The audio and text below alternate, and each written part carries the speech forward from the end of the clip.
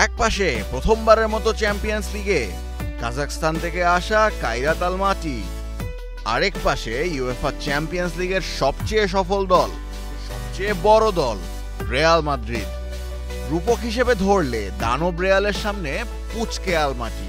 তবে ফলাফল যাই হোক, ইউরোপের সবচেয়ে জাঁকজমকপূর্ণ ক্লাব ফুটবলের আসরে যদি আপনার প্রথম মৌসুমেই ম্যাচ হয় রিয়াল মাদ্রিদের মতো দলের বিপক্ষে, সে তো অবশ্যই ক্লাবের জন্য ঐতিহাসিক দিন বটে। মাদ্রিদ ডার্বিতে আতলেটিকোর বিপক্ষে বড় পরাজয়ের ঘা এখনো পোড়াচ্ছে লস ব্লাঙ্কোসদের। এমবাপ্পে, বেলিংহাম, ভিনিসিয়াসরা যেন আহত বাঘের মতো ক্ষুধার্ত, শিকার পেলেই যেন লাফিয়ে পড়বে। আর কাইরাত আলমাটিই হতে পারে সেই শিকার। লিগের সর্বশেষ ম্যাচ মাদ্রিদ ডার্বি বাদ দিলে মৌসুমের বাকি সব ম্যাচেই জয় পেয়েছে শাবি আলোনসোর রিয়াল মাদ্রিদ। ভিনিসিয়াস, এমবাপ্পেরা হয়তো মুখিয়েই থাকবে কাজাখস্তানের স্টেডিয়ামের দিকে। কিলিয়ান এমবাপ্পে আগের ম্যাচে 2 গোল করে রয়েছেন দুর্দান্ত ফর্মে। এই ম্যাচেও স্বাভাবিকভাবেই এমবাপ্পে সহ রিয়াল মাদ্রিদের বাকি ফরওয়ার্ডদের চোখের কোণায় নিশানা থাকবে কাইরাতের গোলবার।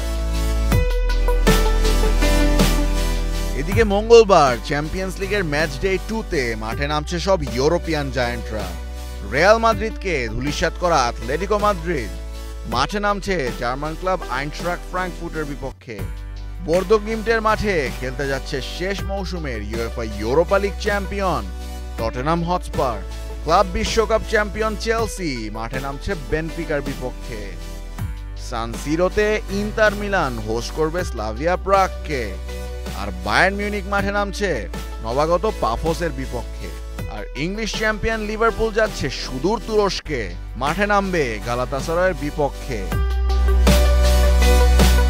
চ্যাম্পিয়ন্স লিগের প্রতিটি সপ্তাহে থাকে জমজমাট উত্তেজনা, আর সমর্থকরা মুখিয়ে থাকে চমৎকার সব ম্যাচ দেখার।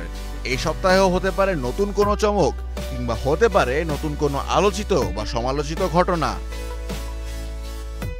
আশফাকুল মুশফিক,